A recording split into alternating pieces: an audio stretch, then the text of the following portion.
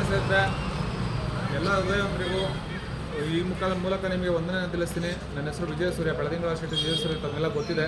So ಇವತ್ತೊಂದು ದಿವಸ ಶ್ರುತಿ madam ಅನ್ನೋರು ಕನಕಪುರದಲ್ಲಿ ತುಂಬ ಖುಷಿಯಾಗುತ್ತೆ ಹೆಣ್ಮಗಳ ಬಗ್ಗೆ ಮಾತಾಡಲಿಕ್ಕೆ. ನೋಡಿ ಇವ್ರ ತಾತ ಯಾರೂ ಇಲ್ಲದೆ ಇರೋಂಥ ಒಂದು ತಾತ 75 ವರ್ಷ ವಯಸ್ಸಾಗಿದೆ, ಸುಮಾರು 75 ವರ್ಷ ವಯಸ್ಸಾಗಿದೆ.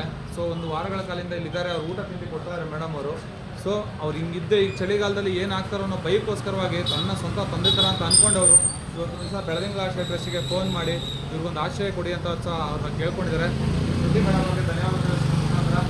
ರಾಜ್ಯದ ಎಲ್ಲ ಹೆಣ್ಣು ಮಕ್ಕಳಿಗೂ ಸಹ ಈ ಒಂದು ಸಹನೆ ಬರಲಿ ಅಂತ ನಾನು ಕೇಳ್ಕೊಳ್ತೀನಿ. ಇದೆ ಇಲ್ಲ ಅಂತ ಹೇಳ್ತಿಲ್ಲ.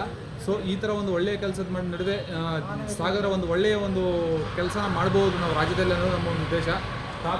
ತಾತನ ಬನ್ನಿ ಹಂಗೆ ಪಾಪ ನೋಡಿ, ತಾತನ ಆಸ್ತಿ ಇದು 150 ರೂಪಾಯಿ ದುಡ್ಡಿದೆ, 2 ಬೀಡಿ ಕಟ್ಟಿದೆ, ಬೆಂಕಿ ಪಟ್ಟಣ ಇದೆ.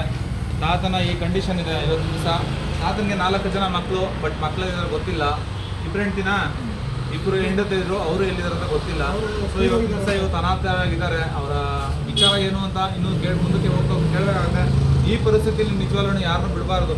ಇವರು ಜೀವನದಲ್ಲಿ ತುಂಬ ಚೆನ್ನಾಗಿ ಬದುಕಿ ಬಾಳಿರ್ತಾರೆ. ಬಟ್ ಇವತ್ತು ದಿವಸ ಬೀದಿಲಿದ್ದಾರೆ ಅಂತಂದರೆ ಅದಕ್ಕೆ ಯೋಚನೆ ಮಾಡಬೇಕು, ಭಗವಂತನ ಒಂದು ಆಟ ಯಾವ ರೀತಿ ಇರುತ್ತೆ ಅಂತ ಹೇಳ್ಬಿಟ್ಟು. ತಾತ, ಬೆಳದಿಂಗಳ ಆಶ್ರಯ ಟ್ರಸ್ಟ್ ಅನ್ನೋ ಒಂದು ಸಂಸ್ಥೆ ನಿನ್ನ ಮನೆ, ಅದು ನಿನ್ನ ಕರ್ಕೊಂಡು ಹೋಗ್ತೀವಿ, ಚೆನ್ನಾಗಿ ನೋಡ್ಕೊತೀವಿ. ಅಲ್ಲಿ ಏನು ಯೋಚನೆ ಮಾಡಬೇಡ, ಈ ಥರ ಅದೆಲ್ಲ ಮಾಡಬಾರ್ದು. ನೀವು ದೊಡ್ಡವರು, ನಿಮ್ಮ ಆಶೀರ್ವಾದ ಇರಬೇಕಷ್ಟೇ. ಮುಖ್ಯವಾಗಿ ಅವ್ರಿಗೆ ಥ್ಯಾಂಕ್ಸ್ ಹೇಳಿ, ಮೇಡಮ್ ಅವ್ರಿಗೆ, ಶ್ರುತಿ ಮೇಡಮ್ ಅವ್ರಿಗೆ ಥ್ಯಾಂಕ್ಸ್ ಹೇಳಿ.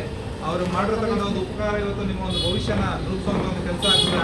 ಆಯಿತಾ? ನಿಮ್ಮ ಆರೋಗ್ಯ ಏನಿದೆ ಸರಿ ಮಾಡಿ, ನಿಮ್ಮನ್ನು ಎಷ್ಟು ಸಾಧ್ಯನೋ ಅಷ್ಟು ಉನ್ನತ ಮಾಡಲಿಕ್ಕೆ ಅವಶ್ಯ ಮಾಡ್ತೀವಿ. ಆಯಿತಾ ಸ್ನೇಹಿತರೆ? ನೋಡಿ, ನಿಮಗೂ ಸಹ ಯಾರಾದರೂ ಎಲ್ಲಾದರೂ ಈ ಥರ ಒಂದು ದೇವ್ರ ಮಕ್ಕಳು ಕಾಣಿಸಿದ್ರೆ, ಯಾಕಂದರೆ ನಮ್ಮ ಅನಾಥರು ಅನ್ನೋ ಪದ ಬಳಸೋದಿಲ್ಲ, ಹಾಗಾಗಿ ಹೇಳ್ತಾ ಇದ್ದೀವಿ. ದೇವ್ರ ಮಕ್ಕಳು ಕಾಣಿಸಿದ್ರೆ ದಯವಿಟ್ಟು ಬೆಳದಿಂಗಳ ಆಶ್ರಯ ಟ್ರಸ್ಟ್ಗೆ ಸಂಪರ್ಕಿಸಿ ಅಂತ ಕೇಳ್ಕೊಳ್ತಾ ಇದ್ದೀನಿ. ಧನ್ಯವಾದ.